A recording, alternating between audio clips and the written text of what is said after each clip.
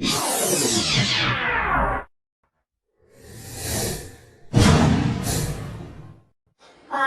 2 लाख की चूड़ियां। सारे गांव में बदलू मुझे सबसे अच्छा आदमी लगता था, क्योंकि वह मुझे सुंदर सुंदर लाख की गोलियां बनाकर देता था। मुझे अपने मामा के गांव जाने का सबसे बड़ा चाव यही था कि जब मैं वहां से लौटता था तो मेरे पास ढेर सारी गोलियां होती, रंग बिरंगी गोलियां जो किसी भी बच्चे का मन मोह ले। वैसे तो मेरे मामा के गांव का होने के कारण मुझे बदलू को बदलू मामा कहना चाहिए था, परंतु मैं उसे बदलू मामा न कहकर बदलू काका कहा करता था, जैसा कि गांव के सभी बच्चे उसे कहा करते थे। बदलू का मकान कुछ ऊंचे पर बना था। मकान के सामने बड़ा सा सहन था, जिसमें एक पुराना नीम का वृक्ष लगा था। उसी के नीचे बैठकर बदलू अपना काम किया करता था। बगल में भट्टी दहकती रहती, जिसमें वो लाख पिघलाया करता। सामने एक लकड़ी की चौखट पड़ी रहती, जिस पर लाख के मुलायम होने पर वो उसे सलाख के समान पतला करके चूड़ी का आकार देता। पास में 4-6 विभिन्न आकार की बेलनुमा मुंगेरियां रखी रहती, जो आगे से कुछ पतली और पीछे से मोटी होती। लाख की चूड़ी का आकार देकर वो उन्हें मुंगेरियों पर चढ़ाकर गोल और चिकना बनाता, और तब एक एक कर पूरे हाथ की चूड़ियां बना चुकने के पश्चात वह उन पर रंग करता। बदलू ये कार्य सदा ही एक मचिए पर बैठकर किया करता था, जो बहुत ही पुरानी थी।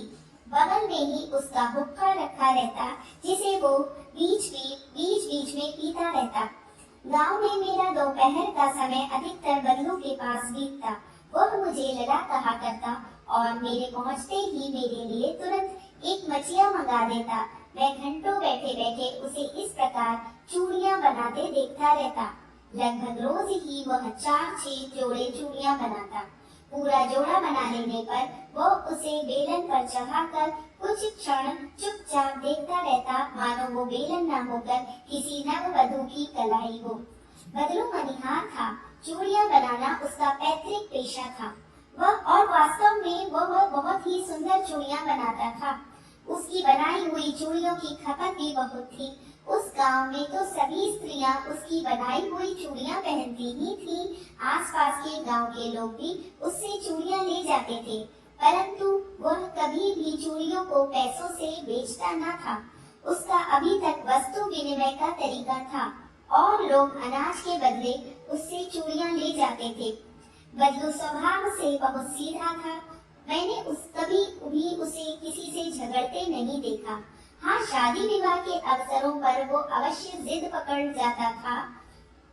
जीवन भर चाहे कोई उससे मुफ्त चूड़ियां ले जाए, परंतु विवाह के अवसर पर वो सारी कसर निकाल लेता था। आखिर सुहाग के जोड़े का महत्व ही और होता है। मुझे याद है, मेरे मामा के यहाँ किसी लड़की के विवाह पर जरा सी बात पर बिगड़ गया था, और फिर उसको मनाने में लोहे लग गए थे। विवाह के इसी जोड़े का मूल्य इतना बढ़ जाता था कि उसके लिए उसकी घरवाली को सारे वस्त्र मिलते, ढेरों अनाज मिलता, उसको अपने लिए पगड़ी मिलती, और रुपये जो मिलते सो अलग। यदि संसार में बदलू को किसी बात से चिढ़ती तो वो थी कांच की चूड़ियों से। यदि किसी स्त्री के हाथों में उसे कांच की चूड़ियां दिख जाती तो वह अंदर ही अंदर कुढ़ उठता, और कभी कभी तो 2-4 बातें भी सुना देता। मुझसे तो वो घंटों बातें किया करता। कभी मेरी पढ़ाई के बारे में पूछता, कभी मेरे घर के बारे में, और कभी यूं ही शहर के जीवन के बारे में। मैं उससे कहता कि शहर में सब कांच की चूड़ियां पहनते हैं, तो वह उत्तर देता, शहर की बात और है लला, वहाँ तो सभी कुछ होता है। वहाँ तो औरतें अपने मर्द का हाथ पकड़कर सड़कों पर घूमती भी हैं, और फिर उनकी कलाइयाँ नाजुक होती है ना। लाख की चूड़ियां पहने तो मौज ना आ जाए। कभी कभी बदलू मेरी अच्छी खासी खातिर भी करता। जिन दिनों उसकी गाय के दूध होता, वो सदा मेरे लिए मलाई बचा कर रखता, और आम की फसल में तो मैं रोज ही उसके यहाँ से 2-4 आम खा आता। परंतु इन सब बातों के अतिरिक्त जिस कारण वो मुझे अच्छा लगता, वो ये था कि लगभग रोज ही वह मेरे लिए 1-2 गोलियां बना देता। मैं बहुधा हर गर्मी की छुट्टी में अपने मामा के यहाँ चला जाता और एक आध महीने वहाँ रहकर स्कूल खुलने के समय तक वापस आ जाता। परंतु 2-3 बार ही में मैं अपने मामा के यहाँ गया होऊंगा, तभी मेरे पिता की एक दूर के शहर में बदली हो गई और एक लंबी अवधि तक मैं अपने मामा के गांव ना जा सका। तब लगभग 8-10 वर्षों के बाद जब मैं वहाँ गया तो इतना बड़ा हो चुका था कि लाख की गोलियों से मेरी रुचि नहीं रह गई थी। अतः गांव में होते हुए भी कई दिनों तक मुझे बदलू का ध्यान न आया। इसी बीच मैंने देखा कि गांव में लगभग सभी स्त्रियां कांच की चूड़ियां पहने हैं। बिरले ही हाथों में मैंने लाख की चूड़ियां देखी। तब एक दिन सहसा मुझे बदलू का ध्यान हो आया। बात यह हुई कि बरसात में मेरे मामा की छोटी लड़की आंगन में फिसल कर गिर पड़ी और उसके हाथ की कांच की चूड़ी टूटकर उसकी कलाई में घुस गई और उससे खून बहने लगा। मेरी मामा उस समय घर पर ना थे, मुझे ही उसकी मरहम पट्टी करनी पड़ी। तभी सहसा मुझे बदलू का ध्यान हो आया और मैंने सोचा कि उससे मिल आऊं। अतः शाम को मैं घूमते घूमते उसके घर चला गया। बदलू वहीं चबूतरे पर नीम के नीचे एक खाट पर लेटा था। नमस्ते बदलू काका, मैंने कहा। नमस्ते भैया, उसने मेरी नमस्ते का उत्तर दिया और उठकर खाट पर बैठ गया। परंतु उसने मुझे पहचाना नहीं और देर तक मेरी ओर निहारता रहा। मैं हूँ जनार्दन काका, आपके पास से गोलियां बनवा कर ले जाता था। मैंने अपना परिचय दिया। बदलू फिर भी चुप रहा, मानो वह अपनी स्मृति पटल पर अतीत के चित्र उतार रहा हो। और तब वह एकदम बोल पड़ा, आओ आओ लला, बैठो। बहुत दिन बाद गांव आए?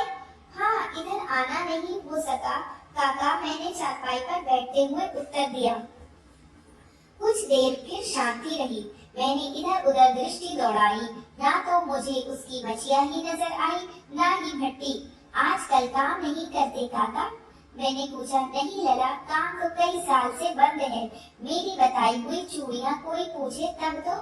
गांव गांव में कांच का प्रचार हो गया है।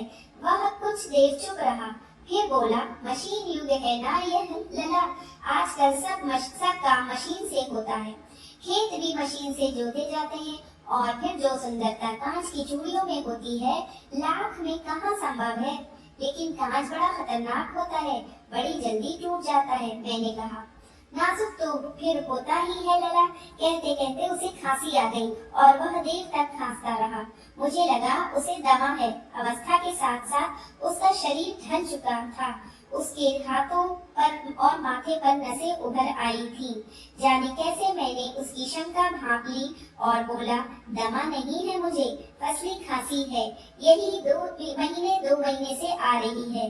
10-15 दिन में ठीक हो जाएगी। मैं चुप रहा। मुझे लगा उसके अंदर कोई बहुत बड़ी व्यथा छिपी है। मैं देर तक सोचता रहा कि इस मशीनी युग ने कितने हाथ काट दिए हैं। कुछ देर फिर शांति रही, मुझे अच्छी नहीं लगी। आम की फसल अब कैसी है काका? कुछ देर पश्चात मैंने बात का विषय बदलते हुए पूछा। अच्छी है लला, बहुत अच्छी है, उसने लहक कर उत्तर दिया और अंदर अपनी बेटी को आवाज दी, अरे रज्जो, लला के लिए आम तो ले आ। फिर मेरी ओर मुखातिब होकर बोला, माफ करना लला, तुम्हें आम खिलाना भूल गया था। नहीं नहीं काका, आम तो इस साल बहुत खाए हैं। वाह वाह, बिना आम खिलाए कैसे जाने दूं तुम्हें। मैं चुप हो गया। मुझे वे दिन याद हो आए जब वह मेरे लिए मलाई बचाकर रखता था। गाय तो अच्छी है ना लला? मैंने पूछा। गाय तो अच्छी है ना काका? मैंने पूछा। गाय कहाँ है लला? 2 साल हुए बेच दी, कहाँ से खिलाता। इतने में रज्जो, उसकी बेटी, अंदर से एक डलिया में ढेर से आम ले आई। ये तो बहुत है काका, इतने कहाँ खा पाऊंगा। मैंने कहा। वाह वाह, वो हंस पड़ा। शहरी ठहरे ना, मैं तुम्हारी उम्र का था तो इसके चौगुने आम एक वक्त में खा जाता था। आप लोगों की बात और है, मैंने उत्तर दिया। अच्छा बेटी, लला को 4-5 आम छांट कर तो सिंदूरी वाले देना। देखो लला कैसे है, इसी साल ये पेड़ तैयार हुआ है। बच्चों ने 4-5 आम अंजलि में लेकर मेरी ओर बढ़ा दिए। आम लेने के लिए मैंने हाथ बढ़ाया तो मेरी निगाह एक क्षण के लिए उसके हाथों पर ठिठक गई। गोरी गोरी कलाइयों पर लाख की चूड़ियां बहुत ही भग रही थी।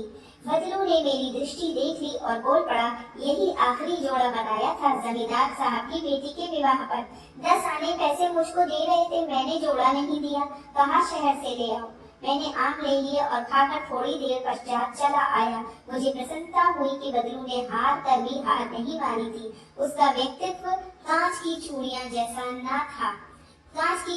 जैसा न था कि आसानी से टूट जाए। लेखक कामता नाथ।